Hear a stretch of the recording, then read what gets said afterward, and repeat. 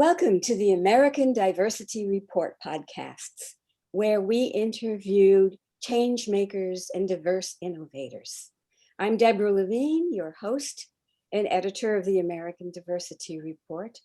And with me today is Mirette Seireg, who is, wait for it, the founder of Mpath Music, a production music library that became the first of its kind to achieve total inclusion and gender parity. Welcome, Mirette. It's so good to see you. Thank you. It's lovely to be here, Deborah. Thank you for inviting me. Oh, pleasure indeed. So tell us, how did you get into this arena of Mpath music? That's a very long answer to that question. But basically, I had a 35-year career doing international development in over 35 countries throughout the world. All of them were highly impoverished nations. And my role was basically to create significant and measurable change in a 3 to 5 year window with limited funds, mostly from donor nations. The commutes to Africa got to be a bit much, and yet I wasn't ready to retire. So being married to a highly accomplished composer, my husband, Michael Levine, who we'll introduce in just a moment, I figured, well, what if we started working together? I have management skills and change management skills that he doesn't have. And we have lots and lots of tremendous connections in music throughout the world. So I couldn't have done it alone. I'm married to a baker. I may as well sell bread.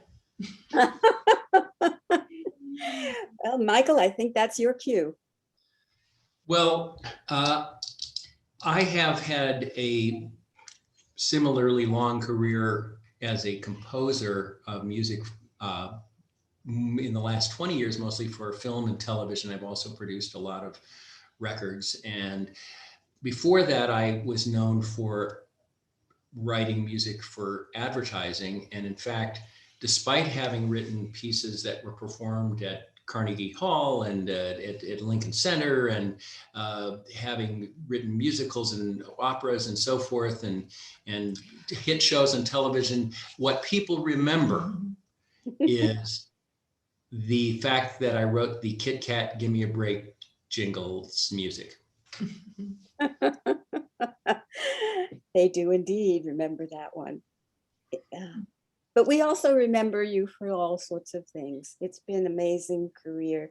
And to have the two of you partner on this to give people who are diverse, the opportunity to be heard, to be able to have a legacy like this is just amazing and so necessary. Explain to us a little bit about why it's so necessary and what's going on with the industry that makes it so. Sure. One of the first things I did when I founded the company, I am the owner, 100% owner of the company.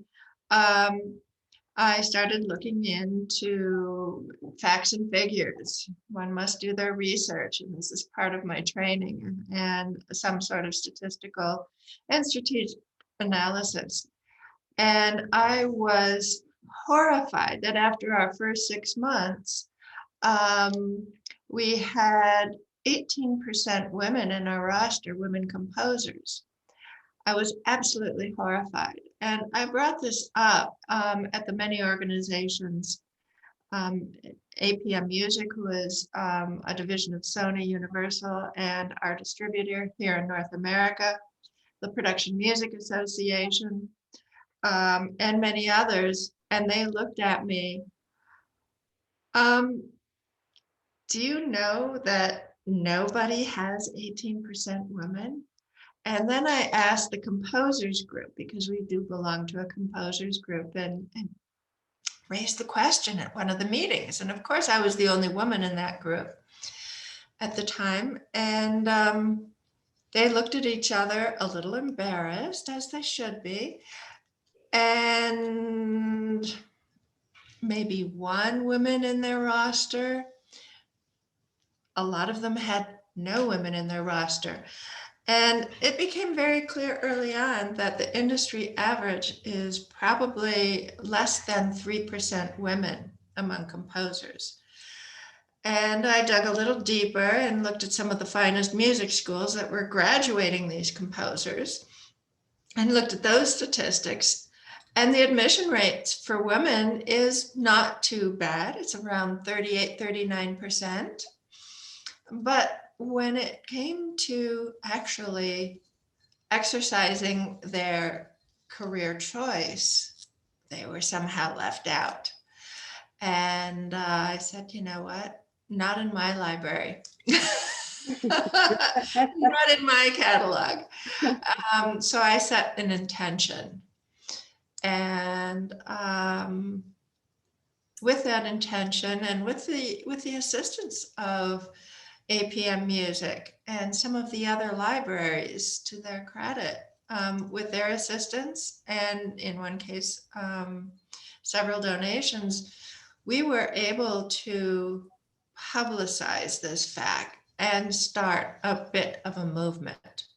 Excellent.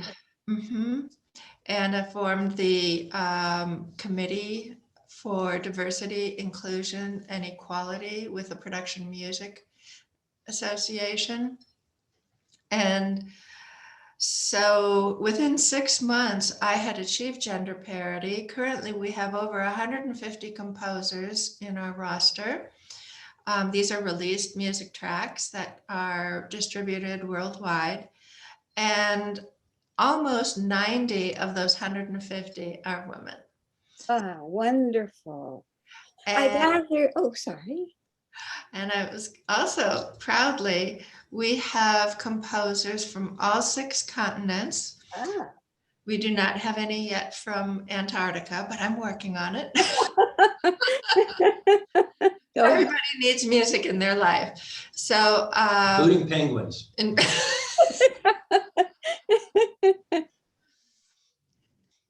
So I've been trying to spread the word as far and as loud as possible. I've been interviewed by Ms. Magazine. We had a lovely article there. Variety published a blurb on us. CNN News most recently. And we've also received awards for excellence in music. So it's not just about the numbers, it's also about the quality. And it's very important to keep those 2 things building simultaneously. And I also decided to start an internship program for college students who hope to someday become a composer, and get them into the fold early on and introduce them to other people in their industry so that you start opening doors early on. Oh, wonderful. Well, I gather that your passion for diversity, equity, and inclusion is quite personal. It's not just professional. Would you like to tell us a little bit about that and about yourself? I'd be happy to. I was born in Cairo, Egypt. My mother was born a Jewish American of Ashkenazi descent. So she was Jewish. My father, on the other hand, was an Egyptian Muslim. So growing up in the United States as a Jewish Muslim was interesting. So interesting, yes, I imagine it has been. And female. And female, and a person of color, as you can well see. And I become darker in the summertime by a lot. But also in my home, we lived in a university town. My father's students, he was a professor at the university, and we always had them over for dinner. So I was always around a United Nations group of people where we really didn't notice, and we are always delighted to have the richness and experience of other cultures, other ideas, and it led for a far more interesting and robust conversation. So that was my childhood. But there's also a generational thing that I've noticed. In my home, we had a central record player. It was in the living room. And so when anybody played music, we all heard it. There were no earphones, no earplugs or iPads or strange devices. It was a central needle drop record player. And my parents listened to everything. My father listened to Kulthum, from the Arab world. My mother listened to Edith Piaf and Tijuana Brass. So music was always a unifying factor where everyone can relate and it touches the soul universally. So even though we didn't speak French at home, I could hear it and I could feel it. And same with Arabic and Yiddish. I love it. We had one of those also in Bermuda, right? And we played a lot of Caribbean music. Yes. Yes. Oh, yeah. And my grandfather loved records that had comedy on them too. Yeah. And Yes. some of them we weren't allowed to listen to. It was a bit on the racy side. They stuck us with the music, which I loved. It was fine with me, right? And so I appreciate that generation that had it right there for everybody. In fact, I still have some of those records, and I'm not sure what to do with them. Would you like them in Hold your on to them. library? Oh, we'll take them. Hold on to them. They're valuable. Vinyl is coming back, and I think for good reason. There's a nostalgia around that, where everyone is listening to the same thing, and we're not listening to music as isolated beings, but that we enjoy them and celebrate the music together. And then, of course, I grew up in Madison, Wisconsin, where the protest songs also united people and created movements. Then I took off for Central America, and once again, music played a central role in the revolutionary music and describing a future vision. Music also played a role in my career for many years, which was in the health field, and it was used for healing. There were songs for healing. Just out of curiosity, the two of you are such music lovers. What do you listen to together when you're around the house? I'm curious now. Everything, everything we do. Our tastes are completely eclectic, but anything that number one, we haven't heard anything like it before, and that opens a new world for us, immediately grabs our attention, and we share it. I love it. Michael, would you like to add anything to that? No, I do have a business card where it should say composer. It says pathological eclecticist. Of course it does, Michael. Mirette thought it was a little less than formal for certain circumstances, so I have a second one that's more straightforward. But I prefer that one. And I mean, really, my background, I was like Mirette. I grew up a block and a half from after we moved to Madison. My mother had a big influence on my musical education, which meant everything from Rodgers and Hammerstein musicals to classical music of all sorts to, of course, my sister's playing the Beatles all the time, and a little bit of everything, and Tom Lehrer and and on and on. And I really, I'll tell you about one seminal moment in my life that I think is relevant to this conversation. When I was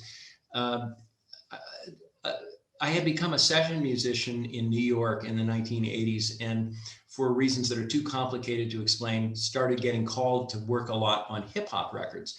And I was pretty ignorant of what was going on in that world at that time, and sort of dismissed, oh, they aren't real musicians.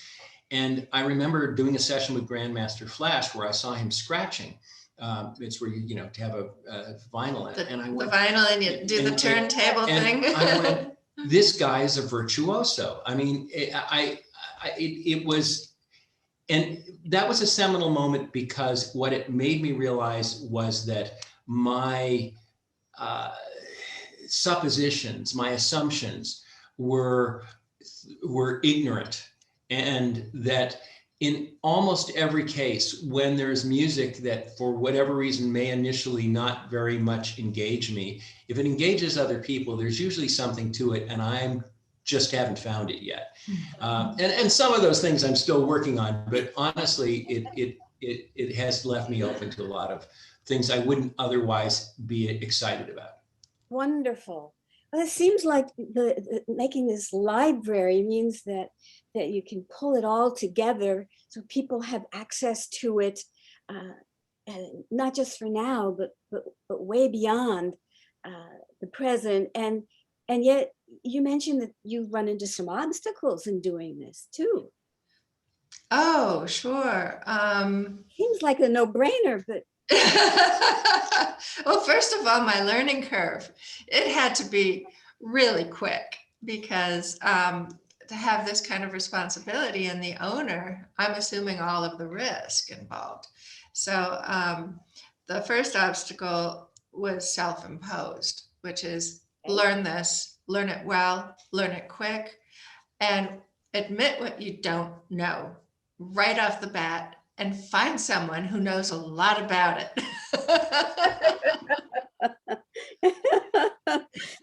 yes. But that's project management 101. I have had to learn all kinds of things in my life that I knew nothing about before, and I had to learn it very quickly. I know the feeling. Yes. Mhm. But once you go down that path, it's easier to do again and then again. And So again, here you are. And right. I would think, you have done anything different? Of course, now with that, I know a lot more. I don't think I would have been so quick to admit that I didn't know as much as I did. Nobody needed to know that. I could have picked people's brains a lot better, without having the need to say what I did before. I mean, first of all, well, you're not a real musician. No, I'm not. But I am a music lover, and I do have good ears. I hear it. And he totally agrees with me. In fact, sometimes I hear things that he doesn't hear, and it's kind of wow. So that is one. The other is, I think I would have prepared myself a little bit more about what it means to be a woman in this field. I think that in the music production business, you do not have the Harvey Weinsteins that you have in other places in Hollywood. The men that I've dealt with are generally just fabulous, really fabulous. But the lack of awareness in terms of oh, I hadn't thought about that before, is astounding. And there's a certain amount of dismissiveness where it becomes a difficult balance between being too vocal and not vocal enough. Another area that I think I would have thought through a little better is how to make the case for why it's really important to involve everybody, that composers should not, I mean, we love our white male composers, no question. But there is an added value that is being overlooked by dismissing women in the industry. And there's a lot of things that would have allowed the growth of the industry to be more robust and healthier. And I'll give you one example. I learned early on, and you don't know this stuff until you actually dig your hands in the dirt, so to speak. I was signing up composers from all over the world. And I look for tendencies and trends. I'm always doing metrics in my head because Understand. And I noticed that when I sent the agreement, which is a boilerplate agreement, it's a standard in the industry, to our female composers, they would read every single word in the agreement and ask questions. I was delighted to get those questions, and I learned a lot about concerns that happen along gender lines. The men, on the other hand, and again, this is not, this is what men do and this is what women do. This is just a trend. I don't know why this happened, but the men would just sign their agreement. Yeah, let's make some music, right? And the women were, I have to see what I'm getting into first. Now, had we had more women 20, 30 years ago, before royalty-free music and when all the rest of it, I think that composers as a rule may not have gotten into, and I'm treading on thin ice here by saying this on the record, the very low sync fees and the very low payments, because a lot of agreements that should have never been signed were signed. I can imagine. That's just one example, but women, for whatever reason, have become more detailed in their approach before putting their signature on things. And I think men have a great deal to learn in that regard. The male composers. Yeah, yeah. And women can teach them. So, Michael, anything to say to that? No, I think that it is, I would second that and say that it's really true that some of the best improvements we made to the contract have been because of the feedback, because people pointed out things and they were mostly women saying, oh, there's something, why is this here? And, oh, well, it's because somebody wrote it years ago and we copied it and pasted it. And it is, what I thought was interesting is that one of the exceptions of somebody who wasn't a woman was a friend of mine who's gay. And he said, well, that's because I'm an honorary woman. And so that was very, I thought it was, so I don't know whether that was coincidental or not, but I did think it was rather interesting. Yes, that, indeed, indeed. Our best, carefully read the contract, guys. Oh my goodness. Well, it looks like that women are having a definite impact in many different ways here and will continue to do so. And that you're helping make that work and determined to make it work and have helped to move it along. Yes. One of the things that I very much appreciate also is the formal relationship that we have with Berklee School of Music in Boston. And we, as I mentioned, I train interns, and they receive school credit for getting hands-on experience. And we get some badly needed help in running this crazy endeavor. But more importantly, as we grow, they're growing with us, and we find a place for them. Wonderful. So they get their letter of recommendation, and we introduce them to people where we think would be a really appropriate match. So bringing them into the fold early on, we hope to not just move the needle, a fraction of a percentage point, but hopefully make a huge impact. Wonderful. And I know that you are a member of a number of organizations where your work is very much needed and has an impact. Yes. I'd like to mention a few. First, I would be remiss if I didn't mention the tremendous support we have from the president of APM Music, their division of Sony Universal, the largest music distributor in North America.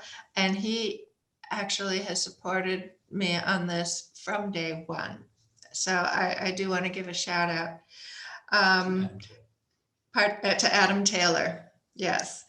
And also EMI Production Music in London. They're based in London, also a division of Sony Universal, and they're a distributor for the rest of the world. So we've got the whole world covered. We are starting a collaboration with a group in Europe who is trying to do the same things, and we collaborate and share best practices and support each other. Then there's the Women's Business Enterprise National Council, which I am a member, and they provided me business certification. I went through a very rigorous vetting process, but it was important for me to have that approval. They provide training in business for women in the United States, and their trainings and support has been invaluable, as well as the Webec West, which is the regional partner.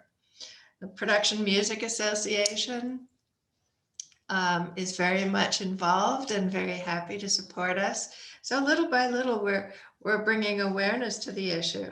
And when possible, I also need to mention the royalty collection organizations, otherwise known as PRO, performance rights organizations, that are very much involved in bringing and shedding light to the issue of diversity in music. And that would be SOCAN, which is the Canadian PRO, and in the United States, it's ASCAP and BMI. So I wanted to give a shout out to all of them as well. I think it's also worth mentioning that we've recently made an alliance with a group of disabled artists. And this is, of course, the first big step was to get gender parity because it was such a glaring omission in the industry. As well as, racial. But I think that there, racial and ethnic barriers are coming down as well. And this was a particularly interesting one because, again, it was one of those things very much like the women where there were plenty of talented people, but they were being left out by the gatekeepers because, oh, well, blind people can't compose. I mean, Right. They have other, just because you're blind doesn't mean you don't know how to write music, but it also doesn't mean you don't know how to use a computer. There are all sorts of compensations you can make now. And we found some really talented people. Tremendously talented disabled composers. That is, and it's such a joy to work with them. Such a bet joy. it is. I bet it is. Oh, I love what you guys are doing. Mirette, I don't know what to say except that I hope in say like 6 months or so, we do this again. I'd love to. See how it's developed, this incredible network of yours, where it takes you sort of post COVID and see what the trends are. You love that word. Yes. I'd also like to give another shout out to Education Africa. This is a nonprofit in South Africa, and they're holding an amazing concert this week. They train disadvantaged South African villagers in Marimba. I love this. And so we're going to be producing an album with them. And and another woman I just signed in Nigeria, who has incredible sound.